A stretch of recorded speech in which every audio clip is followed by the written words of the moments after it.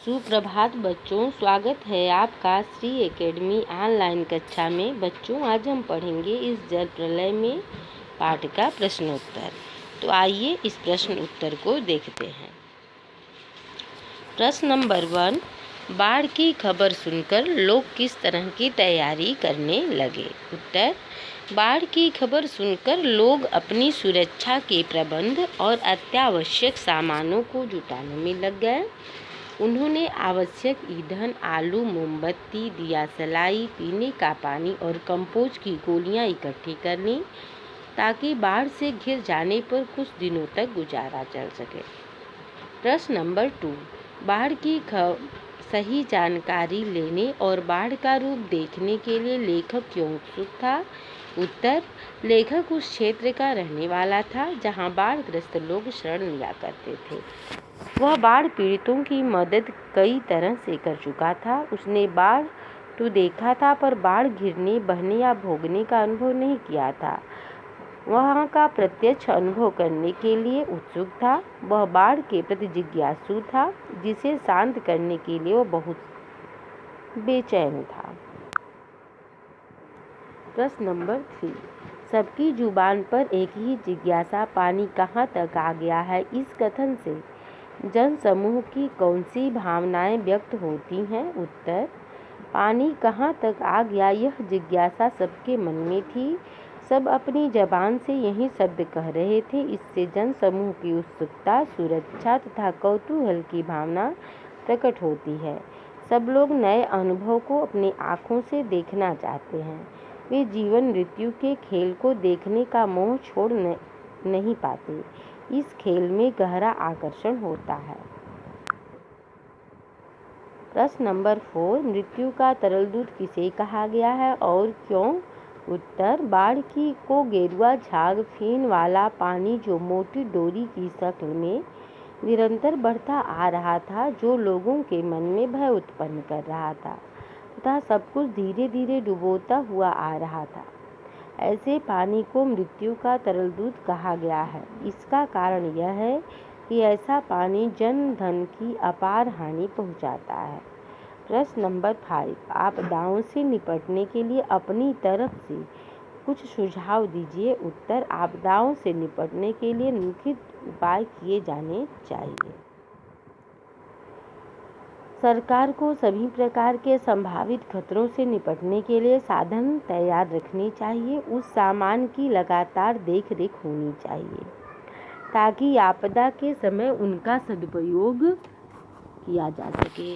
स्वयंसेवी संस्थाओं को बढ़ चढ़कर उत्साहपूर्वक आपदा से निपटने के लिए आगे आना चाहिए। सरकार और स्वयंसेवी संस्थाओं के बीच गहरा तालमेल बिठाने के प्रयास होने चाहिए।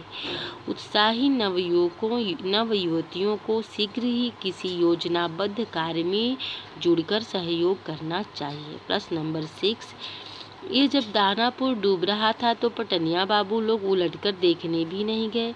अब बूझो, इस कथन द्वारा लोगों की किस मानसिकता पर चोट की गई है? उत्तर, उक्त कथन द्वारा लोगों की दूसरों को दुखी देखकर आनंदित होने की प्रवृत्ति, संकुचित स्वार्थी मानसिकता, संवेदनहीनता की स्थिति पर चोट की गई है। एक समय जब दानापुर डूब रहा था तब पटना के लोगों ने उनकी मदद नहीं की थी। अब स्वयं के बाढ़ में फंसने पर बाढ़ की पीड़ा महसूस कर रहे हैं। प्रश्न नंबर 7,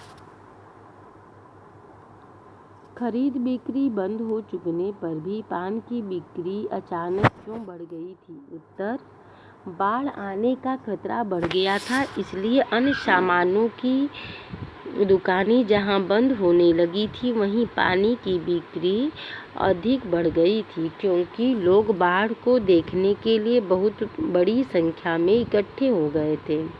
वे बाढ़ से भयभीत नहीं थे, बल्कि हंसी खुशी और कौतूहल से युक्त थे। ऐसे समय में पान उनके लिए समय गुजारने का सबसे अच्छा साधन था।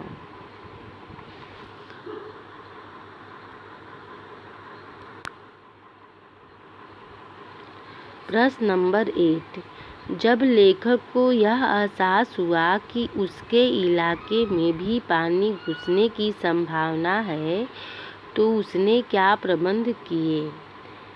प्रश्न नंबर 8, जब लेखक को यह एहसास हुआ कि उसके इलाके में भी पानी घुसने की संभावना है तो उसने क्या क्या प्रबंध किए। उत्तर, जब लेखक को एहसास हुआ कि उसके इलाके में भी पानी घुसने की संभावना है तो उसने सबसे पहले गैस के विषय में अपनी पत्नी से पूछा। गैस की कमी जानकर कोयला और केरोसिन ऑयल का प्रबंध किया। उसने आलू, प्याज, मोमबत्ती, माचिस, सिगरेट, कंपोज की गोलियां आदि का प्रबंध किया। उसने एक सप्ताह तक पढ़ने के लिए हिंदी, बांग्ला और अंग्रेजी की फिल्मी पत्रिकाएं खरीद ली ताकि बाढ़ के समय अपना समय बिता सके।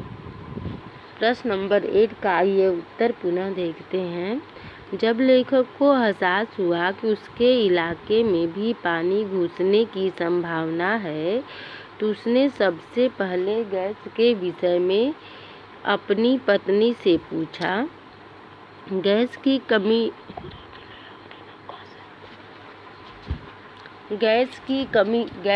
कमी जानकर कोयला और केरोसिन ऑयल का प्रबंध किया।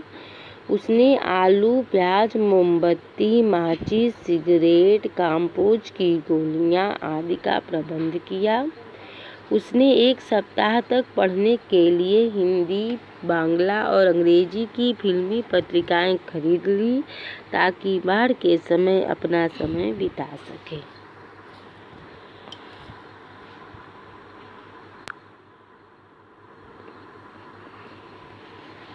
प्रश्न नंबर 9, बाढ़ पीड़ित क्षेत्र में कौन कौन सी बीमारियों के फैलने की आशंका रहती है। उत्तर, बाढ़ पीड़ित क्षेत्र में अक्सर पकाही घाव हो जाता है। बाढ़ के गंदे सड़े जल के कारण लोगों के पाँव की तियाँ सड़ जाती हैं, तलों में घाव हो जाते हैं। प्रश्न नंबर 9, बाढ़ पीड़ित क्षेत्र में कौन सी बीमारियों के फैलने की आशंका रहती है। उत्तर, बाढ़ पीड़ित क्षेत्र में अक्सर पकाही घाव हो जाता है। बाढ़ के गंदे सड़े जल के कारण लोगों के पाँव की तियाँ सड़ जाती हैं और तलों में घाव हो जाते हैं। प्रश्न नंबर 10, नौजवान के पानी में उतरते ही कुत्ता भी पानी में कूद गया। दोनों ने किन भावनाओं के वशीभूत होकर ऐसा किया। उत्तर, नौजवान के उतरते ही कुत्ता भी पानी में कूद गया। ऐसा उसने नवयुवक अर्थात अपने मालिक के प्रति अगाध लगाव रखने की भावना के कारण किया। कुत्ता और नवयुवक एक दूसरे से भावनात्मक संबंधों के अलावा मित्रता और सुख दुख में साथ न छोड़ने के अलावा स्नेहपूर्ण संबंध रखते थे। ऐसा करके कुत्ते ने स्वामी भक्ति की भावना भी प्रकट की। प्रश्न नंबर 10, नौजवान के पानी में उतरते ही कुत्ता भी पानी में कूद गया। दोनों ने किन भावनाओं के वशीभूत होकर ऐसा किया। उत्तर, नौजवान के उतरते ही कुत्ता भी पानी में कूद गया। ऐसा उसने नवयुवक अर्थात अपने मालिक के प्रति अगाध लगाव रखने की भावना के कारण किया। कुत्ता और नवयुवक एक दूसरे से भावनात्मक संबंधों के अलावा मित्रता और सुख दुख में साथ न छोड़ने के अलावा स्नेहपूर्ण संबंध रखते थे। ऐसा करके कुत्ते ने स्वामी भक्ति की भावना भी प्रकट की। तो ये था बच्चों इस पाठ का प्रश्न उत्तर। आशा है आप लोग समझ गए होंगे। धन्यवाद।